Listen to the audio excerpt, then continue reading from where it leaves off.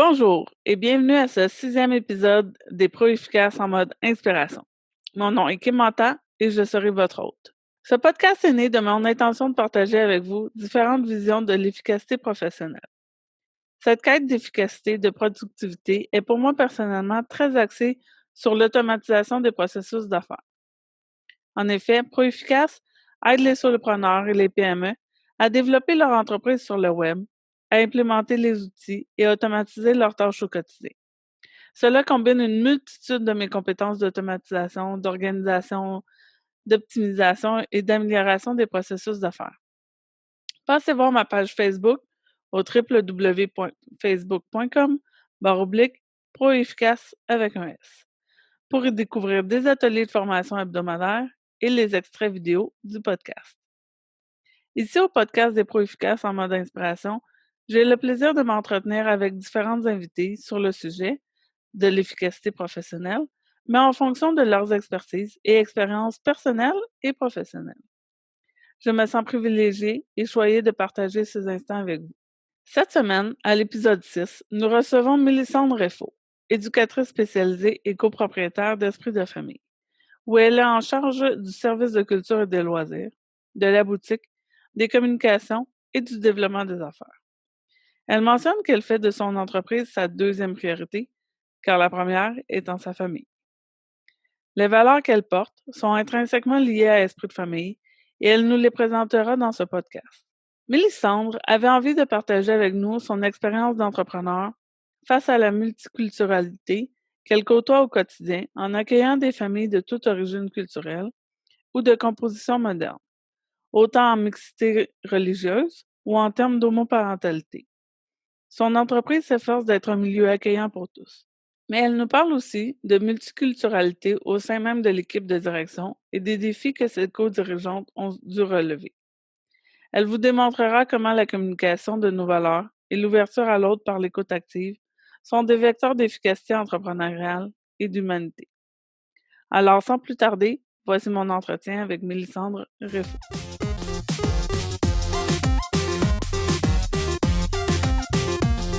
Sur la question de la multiculturalité en affaires. Moi, je peux vraiment parler de cette expérience-là parce on est 3 associés, 2 françaises et 1 québécoise. Okay. Puis ça, c'est plutôt intéressant, tu vois, de voir comment, en fait, nos rapports à la hiérarchie, aux tâches, au travail, etc., influent sur les tâches ou le mandat ou la manière de considérer les choses, tu vois.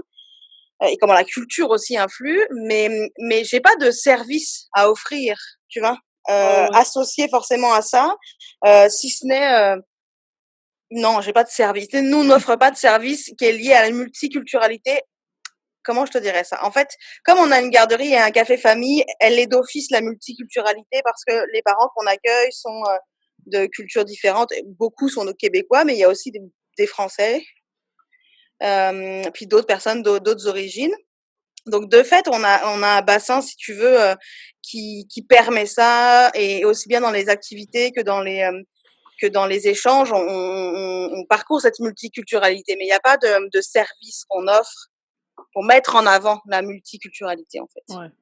Mais quand même, la perception de valeur pour l'auditoire peut être intéressante à appliquer. Tu sais, si tu as des bons conseils ou des trucs comme ça, ils vont quand même percevoir de la valeur. C'est juste que moi, quand je parlais de services à offrir, c'est que, tu sais, en échange du temps que les gens mettent à, à participer au podcast, tu sais, je veux être capable de proposer. Vous les mettre en avant. Mais nous, si on parle, tu vois, du café, parce que si tu veux, le service qu'on pourrait offrir, c'est associé au café. Okay. Le café famille, et comme je te le disais, l'idée pour nous est justement d'accueillir la diversité, ça fait partie de nos valeurs. Donc la diversité, elle est aussi bien dans la culture que dans comment je te dirais ça, dans la réalité familiale. T'as des familles homoparentales, tu vois, on est en train de s'associer avec Gris Québec, qui est un organisme à but non lucratif qui démystifie l'homosexualité dans les écoles, et ils ont un réseau qu'ils appellent le réseau des alliés. Donc on est en train de s'associer à eux pour en fait s'afficher comme lieu accueillant pour la diversité sexuelle, aussi bien pour les professionnels que pour les familles. On a 3 familles homoparentales dans notre garderie, 2 éduques qui qui ont une orientation sexuelle de type homosexuel. Et voilà. Donc l'idée étant de dire, si tu viens ici, c'est cette diversité-là qui existe. Donc C'est si on là parle de de dire culture, que vous êtes accueillant dans le sens qu'on va pas poser de questions puis on va pas juger, ouais, ou vous exactement. allez plus Mais loin que ça d'intervenir sur, je sais pas moi, changer les bricolages. Tu sais, la fête des pères ou la fête des mères, ben l'enfant, exactement. En fait, on veut aller plus loin, si tu veux. On veut changer les pratiques. Donc, tu vois, la fête des pères et la fête des mères, on a permis aux enfants qui étaient présents, qui avaient pas de papa, en l'occurrence, et de maman, de leur permettre de penser le cadeau pour une autre personne. Tu vois, mais c'est aussi, c'est aussi dans les pratiques et l'approche, et la conscientisation des équipes. Si on parle de la culture comme l'orientation sexuelle ou la réalité familiale, on conscientise les équipes, on amène les équipes donc dans des formations. En fait, on veut les former aussi à être ouverts, etc. Pas les former à être ouverts, mais les former aux différentes réalités pour être plus performants dans leur approche. Tu vois, par exemple, le Gris Québec, ils offrent des formations aux intervenants pour les conscientiser sur les différentes réalités. Et que ton discours, il change au lieu de dire, ah, bah, c'est l'heure des papas et des mamans. Bah, non, c'est l'heure des parents. Tu vois, il y a tout ce discours-là qu'on vient amener, en fait. Donc ça, c'est le côté culture, mais je dirais culture sociale. Puis il y a la culture d'origine. Donc là, ce qui est intéressant, c'est que il a fallu, nous, en tant qu'entrepreneurs, en tant qu'individu d'abord, quand c'est dans les échanges en fait. Nous en France, on va être un peu plus dans la confrontation, un peu plus dans le débat, mais tout alors que surprend. alors que notre associé est pas du tout dans ce profil-là. Donc c'est lui permettre de pouvoir s'exprimer sans qu'elle se sente pas attaquée, mais Parce comme que un vous, peu. c'est comme un jeu, tu sais, c'est pas méchant quand vous partez en débat ou Oui, oui, il y a de ça en fait. Il y a ce côté où c'est où ça fait partie de la culture, tu vois, la politique, on en parle, puis s'ostiner autour de la politique, tu vois, le 31 au soir, moi je m'ostinais avec des amis sur la politique, puis c'était pas, on s'engueulait pas là, tu sais, on parlait, on se défendait nos idées, on n'était pas d'accord, mais on s'engueulait pas, tu vois. Alors ouais. qu'ici, c'est pas quelque chose qu'on ferait, par exemple, tu vois. Donc c'est tout, c'est comme faire en sorte, si tu veux, que toutes tes sphères, aussi bien au niveau culturel qu'au niveau où tu apprends une nouvelle culture, qu'au niveau entrepreneuriat où tu apprends un nouveau métier ou une nouvelle façon de considérer le travail, que ces sphères-là puissent communiquer entre elles sans qu'elles mettent en péril le plan d'affaires et le projet d'affaires. Donc c'est permettre cette diversité sans la mettre en danger et sans mettre en danger non plus le socle sur lequel elle s'appuie. Donc, vous faites ça comment? Alors comment on fait? C'est-à-dire qu'on a instauré une manière de faire qui est très, j'allais dire, c'est pas protocolaire, mais tu vois, il y a des comptes rendus qui sont faits, donc ça nous permet d'objectiver nos relations en fait, d'objectiver les décisions, pour éviter que lorsqu'on prend une décision ou qu'on a eu un débat autour de cette décision-là, ce soit essentiellement sur le coup de l'émotion ou sur le coup de notre culture ou notre façon de faire, etc. Donc, on a un compte rendu et chaque début de réunion, on doit approuver ce compte rendu-là sur les décisions qu'on doit faire. Donc, c'est au maximum objectiver les décisions pour pas que, comme je te le dis, tous les facteurs de subjectivité soient présents. Quand je parle de facteurs de subjectivité, on va parler de la culture, de son rapport au travail, de son rapport à la famille, de son rapport à tout ça. Mhm. Fait que c'est comme si vous aviez, je sais pas s'il est inscrit officiellement, mais c'est comme avoir un processus de prise de décision. Exactement. Mais est-ce que vous avez comme la checklist vraiment officielle ou c'est qu'à force de travailler ensemble, C'est ça, à force de travailler ensemble, on a comme mis en place, il y a comme une méthodologie de travail qui est mise en place. Donc on s'oblige à s'informer des choses et de faire des suivis. Il y a des comptes rendus écrits qu'on doit approuver. Ça nous permet donc d'objectiver les choses. Puis c'est surtout la communication. C'est d'être toujours dans la contre-vérification de ce que la personne a compris. Bon, en même temps, ça paraît compliqué à dire. On a l'impression que c'est difficile, mais Et ça l'est pas, là, tu sais, ça, il y a des choses qui Mais se des font fois, aussi. c'est juste de demander, est-ce que tu peux reformuler dans tes mots ce que tu as Ouais. perçu de, tu sais, ce que j'ai expliqué, ou juste de permettre à l'autre personne, si elle dit, attends, si je résume, tu sais, des fois, juste que laisser l'autre personne se refaire une tête, puis même si elle n'utilise pas les mêmes mots que toi, si elle dit dans ses mots, est-ce que, tu sais, le message, elle a bien compris? C'est juste de C'est prendre exactement, un on va temps utiliser ce d'arrêt. qu'on appelle l'écoute active, en fait. C'est Oui. exactement ça. C'est-à-dire qu'on va venir reformuler, qu'on va venir questionner ou reformuler. Si je comprends bien, tu es en train de me dire que ça. Et la personne, en fonction, tu sais, par exemple, les débats qu'on peut avoir, c'est beaucoup autour au début, là, c'était beaucoup autour des valeurs, tu vois, qu'on voulait défendre, etc. Puis là, ça vient toucher ton éducation, ça vient toucher ta culture, ça vient toucher tout ça. Donc à chaque fois, il fallait qu'on reformule. Est-ce que, mais là, tu es en train de me dire telle chose. Est-ce que c'est ça que je comprends? Est-ce que c'est ce que tu veux dire? À chaque fois, on utilisait ce système-là d'écoute active, en fait. Mhm. Fait que Donc ça, voilà. c'est Et à aussi. la fois, ça c'est ce que ça demande en plus, la multiculturalité. Mais ce que ça apporte en plus, c'est justement ces regards différents. Le professionnalisme français au niveau de l'éducation, avec la proactivité québécoise, ça c'est vraiment winner. Au niveau de l'éducation, le système français est très théorique. Il y a Mhm. beaucoup, tu vois, de choses qu'on amène. On s'appuie sur des psychiatres, des pédopsychiatres, des psychologues, des choses comme ça pour mettre en place des activités ou mettre en place des projets ou des processus de décision, des choses comme ça. Donc nous, avoir amené ça en fait, grâce à Virginie là, qui a 20 ans d'expérience, ça c'est vraiment intéressant, versus la proactivité du système québécois qu'on connaît pas forcément, qu'on n'a pas en France. Donc c'est être réactif. C'est un peu le pays de tous les possibles, quoi, tu vois. Mhm. Avant de se dire c'est un problème, on va se dire comment on peut le faire. Donc ça c'est intéressant parce que ça vient stimuler en fait euh, tout ce qu'on amène nous dans le côté plus théorique, quoi. Mhm. Puis, moi, j'ai vu beaucoup aussi avec les Français la hiérarchie qui est très forte en France. Ici, comment vous réagissez? Parce que, tu sais, je vois des fois à la garderie, là, il y a de plus en plus les amis du jour, là, qui sont comme les accompagnateurs du moniteur ou de l'éducateur ou quoi que ce soit. Avez-vous des trucs comme ça en France aussi ou c'est très hiérarchique, comme je suis le professeur, vous êtes le groupe, il y a pas d'amis à côté de moi pour m'aider? Non, en France, c'est beaucoup comme ça à l'école.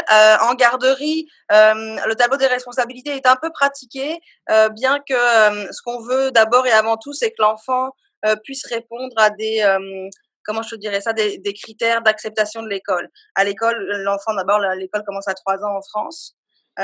Puis ils doivent être propres à 3 ans et ils doivent savoir faire telles affaires au niveau, par exemple, ils doivent savoir reconnaître l'aide de leur prénom, des choses comme ça, tu vois, commencer à connaître les couleurs. Ils doivent Mhm. savoir tout un tas d'affaires, en fait. Quand ils arrivent à l'école, il y a comme une, une espèce de grille qui fait que ton enfant, quand il arrive à l'école, devrait être capable de faire telle chose. Donc, c'est très académique. Donc, ils sont beaucoup dans l'apprentissage, euh, pas forcément du côté citoyen, ce qu'on connaît plus au niveau québécois. Le québécois va plus amener ce côté tableau de responsabilité. Je vais t'apprendre à prendre une responsabilité, la suivre, être autonome, etc. Donc, Faire on partie du va plus. groupe, respecter les amis. Ouais, exactement, le temps de parole, etc. On voit plus cette vague-là, par exemple, chez Montessori en France. Mais Montessori, comment je te dirais ça, c'est pratiqué, c'est connu évidemment, mais c'est beaucoup moins qu'au Québec, tu vois. Mhm. Au Québec, il y a beaucoup de valeurs de Montessori qu'on va retrouver dans beaucoup de garderies lambda. Alors que en France, c'est une marque, tu vois, de ah bah ils travaillent beaucoup l'autonomie ici, tu vois, alors que normalement ça devrait être d'office. Tu sais. Mhm. Donc il y a effectivement un rapport à la hiérarchie, un rapport aussi à la valeur effort et à la valeur travail. C'est-à-dire que ici, bon, je vais plutôt parler en France, quand par exemple on te dit, ben, il faut que tu réalises telle tâche et que tu n'as pas fait ce qu'il fallait, on va d'abord se dédouaner en disant, c'est pas de ma faute, c'est de la faute de l'autre. Alors qu'ici, on va te dire, ben, c'est pas grave si tu as fait un échec, si tu as un échec, si tu pas réussi ce que tu devais faire, mais ce qui est intéressant, c'est ce que tu vas faire pour l'obtenir maintenant. En France, on est vraiment dans c'est pas moi, c'est lui, puis à essayer de se déresponsabiliser de son mandat ou de ce qui lui incombait, en fait, tu vois. Donc ça, en fait, c'est énorme comme démarche à faire pour une personne qui vient d'Europe et notamment de France dans son rapport au travail. Et d'autant plus dans son rapport à l'entrepreneuriat, tu vois. Mmh. Parce que c'est d'autant plus ta responsabilité parce que c'est ton entreprise. Ouais. Donc c'est vraiment intéressant que de faire d'abord d'avoir cette compréhension-là, de conscientiser ça avant de se lancer en affaires au Québec parce que Et tu là, vas surtout, toi, tu parlais, vous étiez partenaires, donc 2 Français, une Québécoise. Les ouais, 2 Français peuvent pas commencer à se dédouaner de leurs responsabilités puis dire que vraiment pas, vraiment pas. tu sais, Non. c'est ça, comme là, tu au pied du mur, mais c'est qui t'a fait réaliser ça? Est-ce que c'est parce que vous avez un background très théorique en éducation que vous avez pu mettre les mots là-dessus? C'est un autre En fait, Français c'est qui la arrive, pratique. pas C'est la avec votre pratique, background? c'est-à-dire que quand à un moment donné, on est arrivé en 2012 au Québec, puis on a eu des jobs et quand, et à un moment donné, ça nous est arrivé, tu vois, qu'on fasse pas ce qu'il fallait faire, et qu'on ou même dans l'anticipation. Toi, ton mandat, je sais, moi j'étais responsable d'un service à un moment donné, puis ton mandat, c'est de t'occuper de développer ça. Qu'est-ce que tu vas faire pour? Bah, je sais pas, on va voir, on va regarder avec un tel. Non, non, toi, qu'est-ce que tu comptes faire pour? D'accord, donc c'est à moi de le faire. OK, très bien. Donc alors, et là, ça te replace en fait. C'est ta donc c'est cette pratique-là. C'est au jour le jour quand on était confronté à cette face à cette position à avoir de c'est mon travail, je prends ma responsabilité et je dois le faire. Au bout d'un moment, tu es obligé de bouger tes lignes. Quoi. Au début, tu comprends pas, tu dis «Non, attends, ça va, c'est pas à moi de faire forcément ça. Puis, et là, là, tu viens te poser des questions parce que t'es mis à défaut, quoi. Tu viens te poser des questions, tu vas dire, mais attends, mais je comprends pas, mais pourquoi? Mais attends, mais c'est à toi de le faire, c'est comme ça que ça fonctionne. Donc là, tu viens poser des questions, tu viens vérifier ce qu'il en est, tu viens Mais avoir. là, quand moi, ma tête bouillonne là, parce que je suis comme: «Ben oui, mais c'est évident, tu sais, si on t'engage pour un travail, c'est à toi de le faire». Mais explique-moi comment ça peut fonctionner en France, c'est quoi? C'est que, dans le fond, tu vas accepter les mandats que tout le monde t'envoie comme au hasard? Mais mettons, si on prend une situation concrète. T'as par exemple, tu es responsable d'un service en France, donc tu dois, je sais pas, organiser une activité pour tes salariés ou les bénévoles que tu gères, mettons. Hop, en France, on va dire bon bah voilà, tu dois faire cette activité-là. Bon, tu t'en charges, c'est ton mandat, etc. Puis l'activité, elle foire. Il y avait pas assez de monde, les gens étaient pas satisfaits. Bon, ça foire pour tout un tas de raisons. En France, la personne qui est responsable de cette activité va dire oui, non mais attends, il y a un contexte, c'est pas vraiment de ma faute parce que tu comprends. Bon, je pouvais pas savoir qu'il allait pleuvoir. Bon, bah je pouvais pas vraiment savoir que bidule, il allait pas vraiment savoir faire ça. Je pouvais pas vraiment anticiper que. Tu vois, on va vraiment essayer d'abord de mettre la faute sur l'autre, de pas se responsabiliser par rapport à ça. Ici, de ce qu'on a pu percevoir et de comment on a compris la valeur travail et le positionnement des salariés, c'est majoritairement, c'est bon oui alors donc ça là pour le même mandat, la fête a foiré, c'est bon bah écoute, on n'a pas réuni, on n'a pas atteint l'objectif, mais voici ce que j'ai identifié pour que l'année prochaine ça se reproduise pas. Il y avait le facteur météo qu'on n'a pas suffisamment anticipé, mais voici ce qu'on pourrait faire pour l'année prochaine.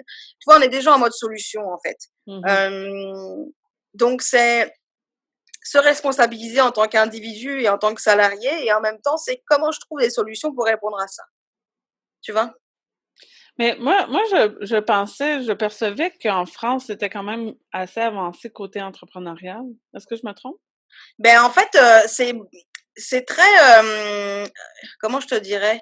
Hem, tu entendras tous les Français dire qu'en Amérique du Nord ou au Québec, il y a un côté beaucoup plus facile à l'entrepreneuriat et c'est vrai parce que les procédures sont beaucoup plus simples, même si, il faut répondre à des exigences du ministère ou des choses comme ça. Hem, c'est que c'est plus facile parce qu'on fait plus confiance. Par exemple, monter une garderie en France, ça serait pas possible pour moi à l'heure actuelle. Parce que il faut avoir un diplôme de puéricultrice, donc c'est infirmière plus 3 ans.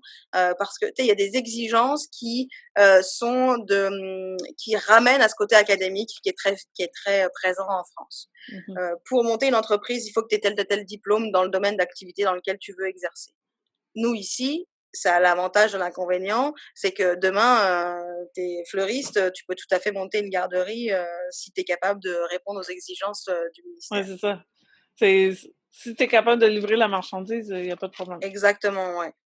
Donc On c'est en ça que c'est plus, c'est plus facilitant. Parce ouais, que il y a pas cette exigence académique qui est très présente. Les plans d'affaires, tu vois, on a fait l'expérience, ici, pour notre entreprise, un plan d'affaires, qu'on a proposé, pour les financiers, pour, voilà, notre plan d'affaires quoi. Heu, ici au Québec, on nous a dit: «Waouh, il est vraiment c'est super, c'est vraiment bien» et cetera.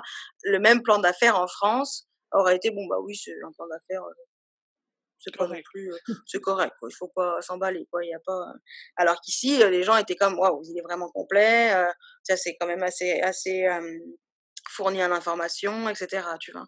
Mmh. Donc en ça, encore là, il y a cette différence-là. Par contre, en France, si tu as le diplôme, c'est correct, mais on va pas venir vérifier forcément ton expérience, ton intelligence de vie sur telle ou telle affaire, alors qu'ici, ça va être un peu plus présent. Tu vois, quand on a fait, des présentations auprès des bailleurs de fonds, ils ont vérifié aussi la dynamique de travail qu'on avait ensemble. Hem, c'est quoi votre expérience? Puis comment vous comptez, régler telle ou telle affaire si ça arrive? Puis comment tu sais, c'est quoi ton intelligence d'entrepreneur, en fait? Ouais. En France, tu viens pas vérifier ça du tout. Tu viens vérifier si tu as le diplôme et puis si tu as le diplôme et que tu réponds aux exigences financières, ben, c'est tel que tel, c'est correct, tu vois? Ouais. Puis tantôt tu parlais que l'importance de communiquer les valeurs d'entreprise là, j'imagine que vous pratiquez souvent de vous rappeler qu'est-ce qui vous unit? En fait, c'est essentiel, surtout en démarrage d'entreprise où, ça grince des dents un peu partout. Il y a des tensions un peu partout, il y a des, tu vois?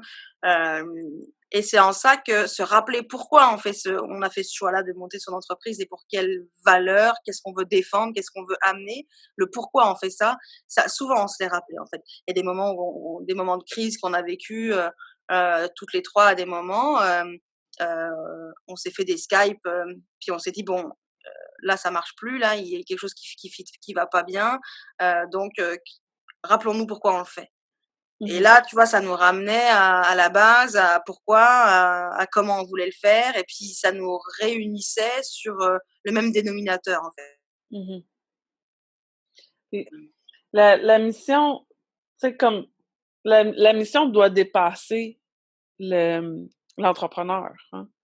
Tu sais, quand tu me parles d'homoparentalité, puis de multiculturalité, puis d'inclusion, puis tout ça, quand tu te rappelles ton why initial, ta mission initiale, tu te rends compte aussi que c'est tellement plus grand que juste toi, tu sais? Fait que ton conflit, des fois, tu sais, moi, j'ai l'impression que ça minimalise un peu le conflit, interne en soi ou, tu sais, avec son partenaire, enfin, comme mais tu sais, on le fait pour la société. Tu sais, il faut régler nos conflits. La société a besoin de ça, tu sais? Ouais, il y a effectivement, quelque chose qui nous dépasse, et en même temps on veut que ça nous dépasse parce que c'est pour ça qu'on travaille, on veut que ça rayonne, on veut que donc ça nous dépasse, c'est des petits bouts des petites graines qu'on a semées, qu'on a envie qui germent, tu vois? Hem, en fait, Mais c'est juste que, tu sais, quand on parle de le pourquoi, le why profond, là, c'est justement comme plus ta mission elle est grande, plus ça s'ancre profondément en toi de comprendre que, tu sais, oui, toi, tu es un acteur d'influence là-dedans, mais tu sais, tu le fais pas pour toi, tu le fais pas pour ton argent, tu le fais pour, tu sais, globalement, amener quelque chose de plus grand, là. ouais, et c'est tout à fait ça. Il y a sur plein de sujets, en fait. On veut que le concept d'esprit de famille puisse être, dépasser, le boulevard Le Bourgneuf, quoi. Ça, c'était clair et net parce que on pense que dans la société, permettre ce type d'espace faciliterait beaucoup les choses pour les parents, permettrait un développement des relations de collaboration avec les éducateurs et les parents de façon vraiment importante. Donc, tu sais, effectivement, on veut que ça nous dépasse et on veut que ça soit, on veut que ça soit, que ça se reproduise en fait. Tu vois que ça aille au-delà de Québec et que ce concept-là soit repris. Et ces valeurs-là, euh, il faut qu'elles soient bien questionnées au départ, qu'elles soient bien choisies au départ. Et ça, c'est en tenant compte de ce rapport à la culture, de ce rapport à tout ça, tu vois, qui fait que on est capable aujourd'hui de savoir les défendre parce qu'on a eu des débats assez importants, tu vois, au niveau de quel. Est-ce que tu es capable de les nommer, les Ouais, ouais. valeurs que vous avez choisies? Ou Les pas? valeurs qu'on a choisies, oui, c'est l'humanisme, l'ouverture, et puis le professionnalisme. Tu vois, par exemple, l'humanisme, on s'est entendu assez facilement là-dessus parce que c'est, tu sais, quand tu travailles dans l'éducation, mettons que c'est comme une valeur essentielle. L'ouverture, c'est quelque chose qui nous rejoignait également de manière assez unanime. Le professionnalisme, c'est là où il y a eu des débats. Pas parce que certains ne voulaient pas amener cette valeur-là et d'autres oui, mais parce que ce que tu considères comme étant une valeur professionnelle, comment tu la considères, comment tu la définis en fait, tu vois. Euh, Parce que là, tu m'as parlé que vous étiez très théorique, l'autre était dans l'autonomie, de ouais, ne pas se exactement. dédouaner des responsabilités. Donc, à la base, vous dites professionnalisme, mais toi, tu as une définition, puis moi, j'en ai une autre. Exactement. Donc il fallait s'entendre sur cette définition-là et qu'est-ce qu'on y mettait derrière en fait. Ouais. Donc ça, c'était vraiment important parce que c'est pareil, tous les mots, tu peux les définir un peu comme tu as envie. Finalement, là, il fallait qu'on s'entende là-dessus. Donc euh, c'était vraiment des débats intéressants parce que, en plus, nous, on est dans le domaine de l'éducation, donc ça vient toucher aussi tes propres valeurs de l'enfance, comment, c'est quoi ton système d'éducation, c'est quoi ton système familial, etc. Donc, ça dépassait aussi la culture là, tu vois, il y avait vraiment des débats d'idées autour de qu'est-ce que ça veut dire qu'être professionnel quand on accueille des enfants? Est-ce qu'on est froid et distant quand on est professionnel? Est-ce que ça veut dire que Le câlin, les bisous. qu'on oublie les câlins? En France, c'est ça, Est-ce ça marche pas, hein? Ben, c'est-à-dire que on veut que l'enfant soit responsable, c'est pas responsabilisé, c'est on veut que l'enfant soit en société rapidement. Tu sais, l'école commence à 3 ans et à 3 ans, on demande à des gamins de se gérer en société, de savoir être en société. Ici au Québec, on leur apprend tout juste à l'être parce que 3 ans, on a le temps, on est en garderie et dépendamment comment la garderie se saisit de cette question-là, ben l'enfant va être plus ou moins ça va être plus ou moins facile pour lui arriver à l'école. Ben, tu sais, ce que toi, tu énumérais tantôt de qu'est-ce qui devait être connu à 3 ans, moi, j'ai vraiment la perception que mon enfant maîtrisait ce que tu m'as nommé, tu sais, même si elle était en garderie. Mais je sais que j'avais une garderie exceptionnelle aussi. Mais c'est Mais, exactement ça, en fait. C'est pour ça, tu tu vois, que nous, c'était très important de nommer ces choses-là parce que, comme je te le disais, l'avantage et l'inconvénient du Québec, c'est que n'importe qui peut s'ouvrir une garderie. Hem, Reste à voir ce qu'on en fait de cet espace-là. Comment on le fait vivre? Comment on se saisit de cette question du développement? Comment on se saisit de la collaboration avec les parents? Et comment on conscientise les familles à travers, des activités, des documents qu'on leur donne, une bibliothèque, enfin, tu vois? Comment on leur donne les outils parce que c'est bien beau de dire: «Oui, bah, faut que ton enfant, il soit autonome», mais si tu leur donnes pas des outils aux parents, bah, ils vont pas être capables. Enfin, ils vont pas être capables. Ça va les aider en tout cas. Et notre mission à nous en tant que garderie, c'est aussi ça. Mais c'est comme ça qu'on le considère. Tu as d'autres garderies qui sont en face de chez nous et qui considèrent pas les choses de cette manière-là et c'est leur droit, tu vois? Simplement, à mon sens, ça demande aux garderies d'avoir une réflexion justement là-dessus. mmh. Mais moi, ils voulaient pas passer le programme, mais je sais que par la variété puis la qualité des activités qui étaient effectuées, même si c'était à travers le jeu ou quoi que ce soit, Mmh. l'apprentissage était là, tu sais. Mais, c'est ça. Après, j'ai envoyé ma fille à la maternelle parce que moi, j'ai accès à l'école en anglais, fait que j'ai voulu l'envoyer plus rapidement en anglais, là. Elle dévorait. Elle voulait apprendre son alphabet à 3 ans, là. À la garderie, ils m'ont dit: «Mais c'est parce qu'on n'a même pas le droit de leur apprendre les lettres, point. Tu sais, on peut pas lui apprendre l'alphabet au complet».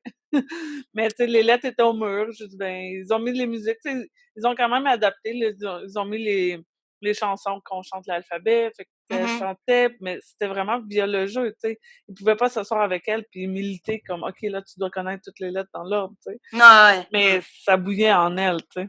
Ouais, ouais. Mais Elle avait après prématernelle, elle a pu, pratiquer un peu plus, là. Là, elle était heureuse, mais c'est intéressant ce que tu parlais aussi de la définition de la valeur par rapport à ta culture, tu sais. Je m'étais jamais arrêtée à ça dans le sens que j'avais toujours perçu que d'une culture différente avait des valeurs différentes. Mais en fait, de dire que c'est le même terme qui dit la valeur, mais que la définition de cette valeur-là est Ouais, c'est la effectuée perception de différemment. comment tu l'as. Oui, C'est absolument. C'est la la première fois que je prends conscience de ça, là.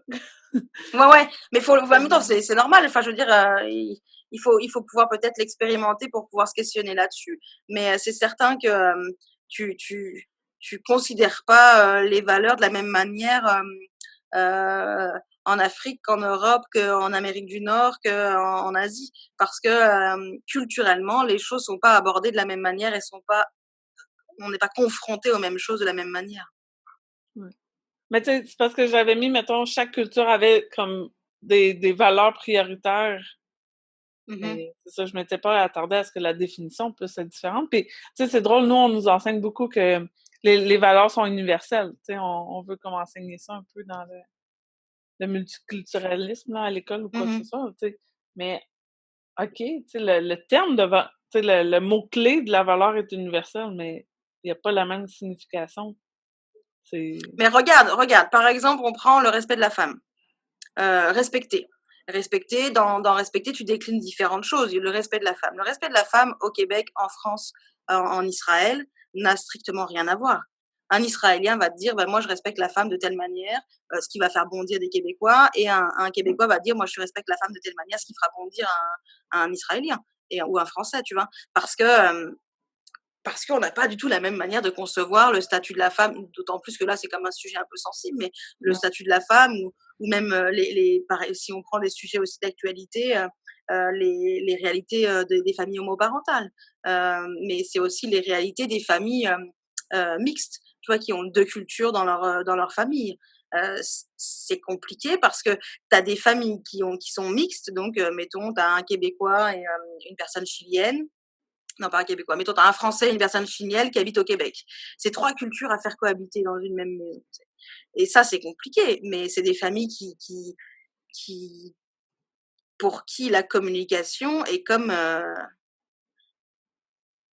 leitmotiv, et ils sont obligés, ces familles-là, d'être dans la surcommunication à des moments parce que, pour pouvoir bien vivre, en fait. Parce que il y a 3, il y a comme, tu sais, ils peuvent être que, 3 à la maison, 3 personnes à la maison, mais finalement, ils sont 6 parce qu'il y a ces 3 cultures-là à faire cohabiter, quoi, tu vois?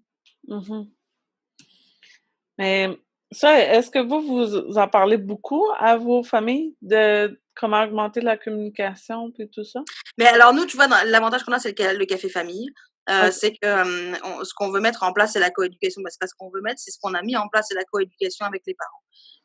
Donc la coéducation, ça veut dire que on met en place différents outils, comme par exemple des tableaux de communication, comme un agenda de communication, comme des conférences conjointes, comme le fait de permettre à des grands-parents de venir manger le midi avec leurs enfants, comme, tu vois, toutes ces questions-là, en fait, d'ouverture, d'ouvrir le service de garde aux familles, que ce soit pas un lieu fermé où les éducatrices savent et les parents mettent leurs enfants à garder.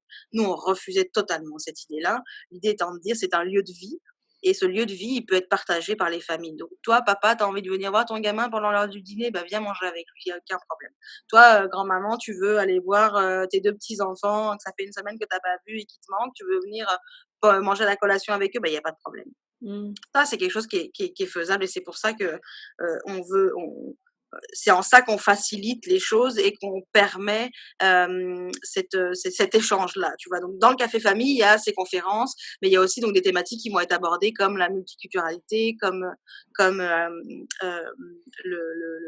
toutes les questions autour de la parentalité, de l'éducation, et puis de la vie quotidienne, tu sais, comme les couches lavables, comme tu sais, à valeur écologique, tu vois. Mmh. Présentement, est-ce que vous avez des parents qui ne parlent pas, par exemple, le français, puis que ça devient un lieu d'intégration puis de, tu sais, là où ils peuvent pratiquer leur apprentissage du français? On Ou avait pour une l'instant? famille en fait on avait une famille qui parlait pas très bien le français, mais qui s'est rapprochée de son domicile en fait, qui a pris qui est allée dans un CPE pour se rapprocher de son domicile. On n'a pas eu le temps ouais, de travailler ça avec elle en fait, avec cette famille-là. OK. Mais c'est quelque chose qui nous intéresserait beaucoup, par exemple. Mais c'est sûr parce que, tu sais, des fois, je pense à certains parents qui arrivent ici, les enfants, ils finissent par s'intégrer parce qu'ils sont en immersion complète à l'école. Mais le Mhm, parent, des fois, ben, il a pas cette chance-là d'être en immersion ou, tu sais, même s'il travaille à la manufacture, il est pas en mode de communication constante, mhm, tu sais, parce qu'il mhm, effectue sa tâche, point. Mais le fait, c'est de pouvoir venir dîner avec les enfants, tu sais, à la limite, communiquer avec eux, c'est un beau moment pour eux de pouvoir pratiquer un peu cette immersion Ça fait francophone-là. partie des volontés qu'on a à travers le Ouais. café famille et à travers les activités, c'est de connecter les familles aux organismes communautaires parce que tu as des super organismes communautaires pour qui c'est la mission d'intégrer les familles. Tu sais, Mmh. comme Ressources Famille, comme, genre, je les ai pas tous en tête, mais tu en as beaucoup comme la Baratte, qui est un organisme d'aide alimentaire aussi, qui permet l'intégration de personnes immigrées sur le marché du travail. Euh, Tu as vraiment, en fait, différents organismes qui existent, qui sont présents, qui offrent ces services-là, mais qui sont peu connus, en fait, par les immigrants eux-mêmes et aussi par les Québécois. Donc, l'idée de connecter les familles de manière générale à ces organismes-là fait aussi partie de notre volonté. C'est ce qu'on a commencé Mmh. à faire du reste et qu'on va continuer à faire là. Ouais. Comme créer la synergie entre toutes Ouais, puis tu sais, ces casser l'image. En organismes. fait, ce qu'on veut montrer, c'est que non, les garderies privées sont pas tous des crosseurs, elles sont pas tous, tu sais, des endroits où on se fait du fric et c'est tout, on s'en fout de ton gamin. Non, les organismes communautaires sont pas que pour des personnes qui touchent l'aide sociale. Non, tu vois, c'est un peu montrer aux gens que ce qu'on entend, c'est pas la réalité, Mmh. toujours, mettons. Puis vous, votre garderie, est-ce que c'est privé? C'est une C'est OSBL? une garderie privée, ouais. OK, ouais. Mais même moi, j'ai une compagnie privée, puis des fois, «Ah non, il faudrait que tu sois OSBL», mais je suis comme: «Ça change quoi?» Ouais, C'est juste c'est ça. un enregistreur des entreprises, ça Mmh. diminue pas ma valeur, tu sais, humaine, là. Tu sais, vous parlez d'humanisme, tu sais, tu pas obligé d'être un OSBL pour être humaniste. Non, non, non, non, bah, clairement pas et heureusement d'ailleurs. OK. Non, Heureusement. mais c'est quelque chose qui peut comme galvaudé un peu ici au Québec. Tu sais, Ouais. c'est mal perçu. «Ah, t'es incorporé comme t'es là juste pour le profit», mais Mais c'est non, casser cette c'est une image-là. Puis tu vois, dans ouais. l'éducation, on vient toucher aussi tu sais, c'est la prunelle des yeux des parents. Notre client, c'est les parents et on vient leur dire: «Vous inquiétez pas, on va s'occuper de votre joyau». Tu vois, i c'est vite, ça peut c'est vite, comment je sais pas comment, j'ai pas le terme là, mais hem tu peux pas faire n'importe quoi, tu as pas le droit à l'erreur, en fait, c'est ça. Et pour pas avoir le droit à l'erreur, ce qu'on nous, on dit, c'est que cette responsabilité d'amener l'enfant à grandir, elle est évidemment conjointe et on va la faire vivre au quotidien, cette collaboration-là, cette coéducation, parce que tu viens pas me donner ton enfant à garder. On vient travailler avec ton enfant, à lui permettre d'apprendre des choses, de se développer, en fonction de ce que tu nous as dit de lui, de ce que tu connais de lui et de ce qu'on est capable de lui proposer. Donc c'est vraiment, tu sais, changer les regards. Tu vois, quand tu parles de perception là, par rapport à l'entrepreneuriat, moi, le nombre de fois où quand je dis: «Beh, tu sais, je suis propriétaire d'une garderie privée», les gens, ils te regardent, puis tu vois dans leurs yeux que de toute façon, d'abord et avant tout, tu dis: «Ah ouais». Donc il y a un a priori plutôt négatif. Puis quand on leur explique comment nous on conçoit notre garderie, notre concept, qu'est-ce qu'on veut apporter, comment on veut se connecter aussi au communautaire et à la citoyenneté en fait, à la localité, ben là, les gens, s'ils ont pris 5 minutes de leur temps pour nous écouter, ils ont une autre perception du projet. Ouais. Non, mais c'est vraiment en tout cas, moi, je suis fascinée, là, j'aurais aimé ça, je vais faire d'autres bébés, on va déménager à Québec. Non, c'est pas comme ça fonctionne, mais Non. mais sinon, à part ça, comme c'est ça, le café famille, c'est plus ou moins en démarrage, c'est ça? C'est pas Ouais, on est encore en période d'incubation, donc on propose, tu vois, OK. il y a à peu près, je dirais, peut-être 3 activités par semaine qui vont débuter à partir de septembre. Là, et où on va faire venir aussi bien des personnes, des conférenciers sur des thématiques de parentalité, d'éducation, mais aussi, des services, j'allais dire pratico-pratiques. Il y a un coiffeur qui va venir, on veut faire venir un ostéopathe qui va venir également pour qu'il puisse rencontrer, et les enfants de la garderie, mais aussi les enfants d'extérieur. Tu vois, c'est pas que réservé aux parents de la garderie. Au Ouais. contraire, on veut ouvrir ça aux familles de manière générale. Donc, il est en période d'incubation parce qu'on veut un peu voir qu'est-ce qui plaît à la clientèle, qu'est-ce que les familles ont besoin vraiment. Parce que nous, on a une idée, mais ça ne veut pas dire que c'est ça que les gens ont besoin. Donc, c'est ce qu'on est en train de vérifier à travers cette période d'incubation. OK, super. Mais ça fait le tour, hein? Puis quand on parle, un peu d'efficacité, tu sais, moi, je parle beaucoup d'efficacité professionnelle, là, puis j'aime souvent finir les podcasts en posant la question, qu'est-ce que les auditeurs doivent faire cette semaine? Qu'est-ce qu'ils doivent mettre en œuvre pour être plus efficaces professionnellement? Mais je pense qu'on l'a dit beaucoup, hein, la communication. Ah, c'est essentiel, Mmh. hein. De Je toute pense que façon, pour être efficace et efficient, je crois que la meilleure démarche, mais j'invente rien, là, c'est effectivement la communication et puis la planification. Tu planifies, heu, tu planifies les choses, tu les communiques et puis, tu as déjà une grosse partie du projet de fait, quoi.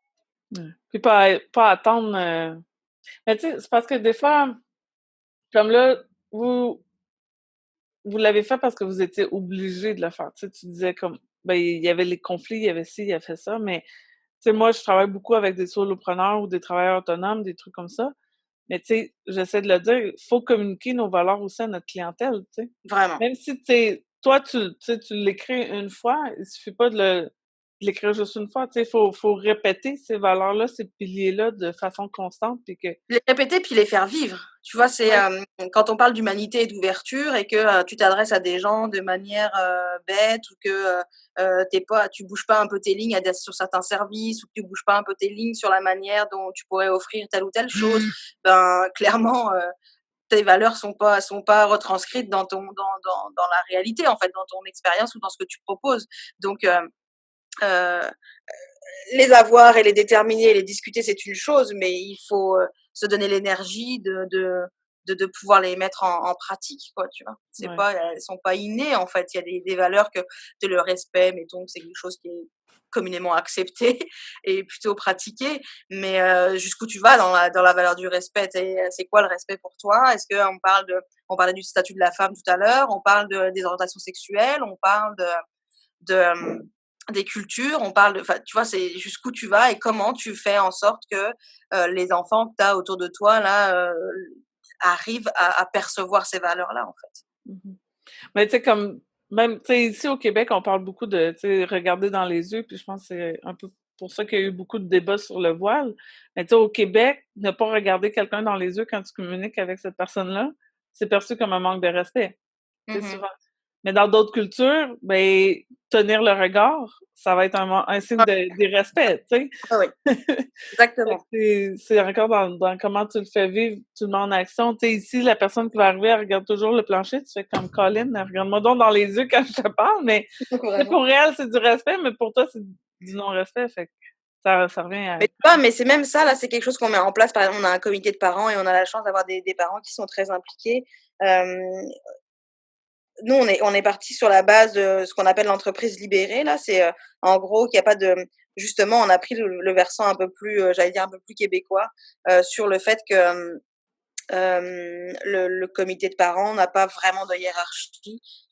Moi, je suis là comme, et la directrice de la garderie est là comme, coordonnateur et comme, facilitateur, mais on n'est pas, comment je te dirais ça? On n'est pas on décide pas, toute seule dans notre coin. Tu sais, c'est pas ils sont pas juste consultés, ils sont partie prenante et ils doivent donner leur avis et ils doivent alors évidemment, le dernier mot, revient aux associés et aux propriétaires d'esprit de famille parce que si ça engage des frais ou l'image de marque de l'entreprise, mais dans la dynamique de travail, de la mise en place d'événements ou d'activités et cetera, on fonctionne vraiment sur, le principe de l'entreprise libérée. mmh. Fait que Ça c'est un rôle de consultation, mais dans lequel que vous allez respecter la consultation. ouais, absolument, puis c'est, C'est un leur donner droit de veto, mais vous voulez pas vraiment l'utiliser. non parce que, si tu veux, c'est toujours la même chose. Plus tu communiques, bien tes affaires, plus les gens ont compris ce que tu veux. Donc de même, en fait et c'est fou, hein, de même les parents vont dire: «Bah non, non, ça fit pas esprit de famille».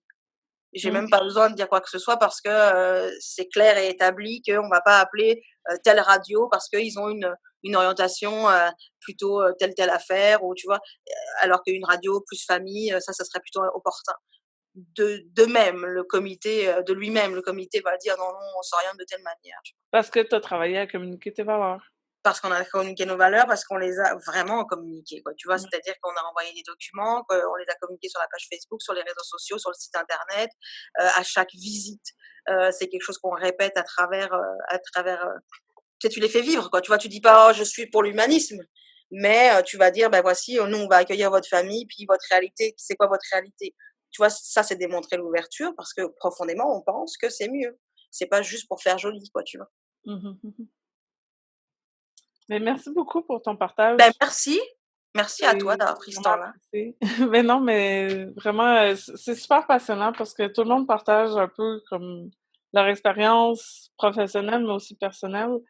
Puis, tu sais, ça finit par toucher l'efficacité professionnelle. Puis, Ah, c'est certain, je te tu crois. sais, je pensais pas faire vibrer autant de personnes avec ce sujet-là, mais tu sais, tout le monde, il voit quelque chose. Puis, je suis fascinée par la diversité d'expertise de gens Ouais, qui m'ont, tu sais, qui ont pris, qui sont rentrés en contact avec moi pour partager leur vision à eux là-dessus, là, mais c'était c'est une super idée, passionnant. moi, je trouve, de donner la parole de façon, j'allais dire non officielle entre guillemets là, tu vois? Mais, de prendre ce temps-là pour parler des choses qui inspirent les gens, et je trouve que c'est vraiment une très bonne idée.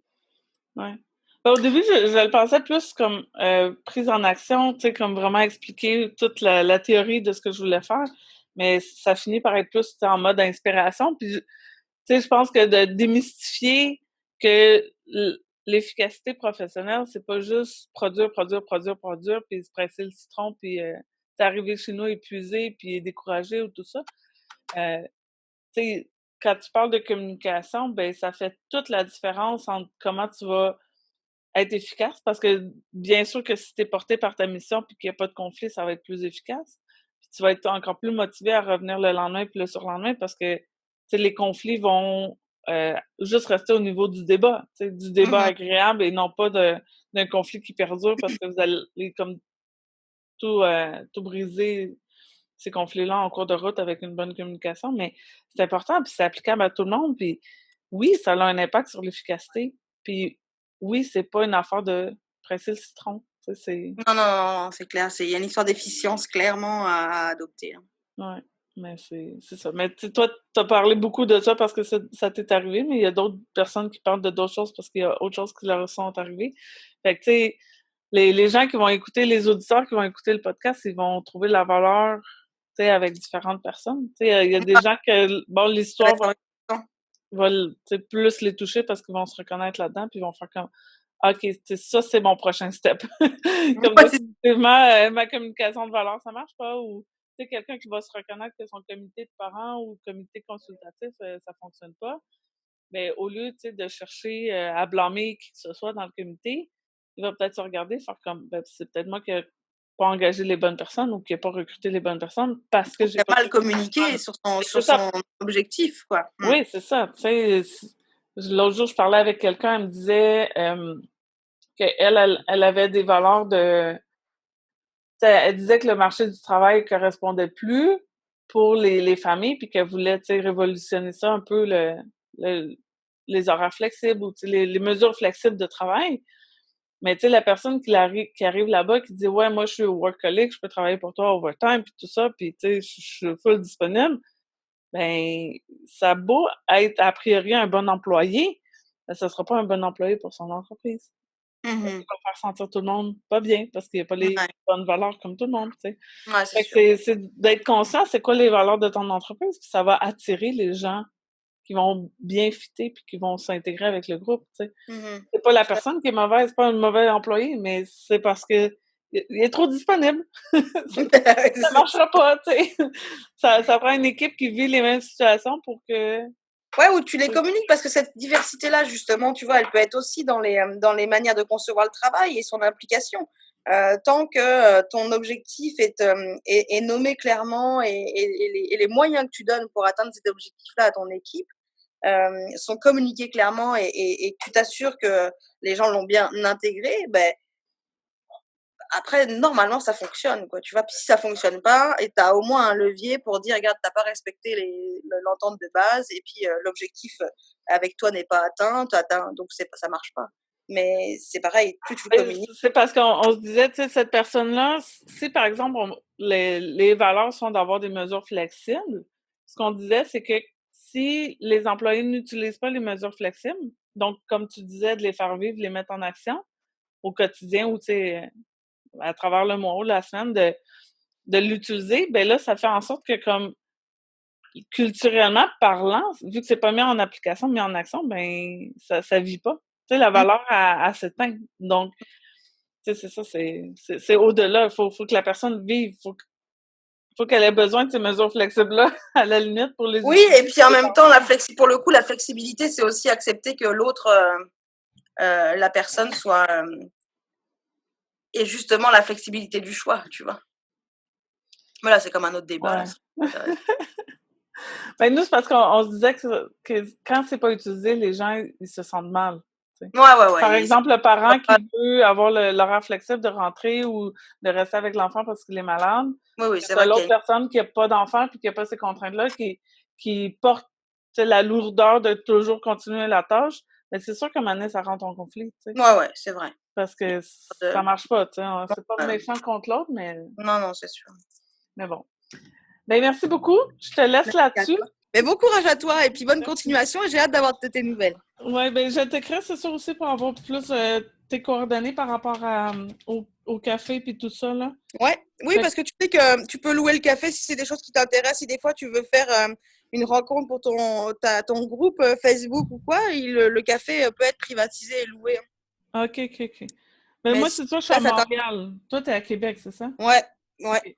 Mais ouais, ça peut être intéressant peut-être ce choix des activités. Pour l'instant, c'est pas à mon ordre du jour, ok, mais je le garde en note, en ça mémoire. marche. Mais c'est ça, on pourra aussi, tu sais, comme moi, je voulais faire des lead magnets, là, des aimants à clients, donc mettre Ouais, plus d'informations.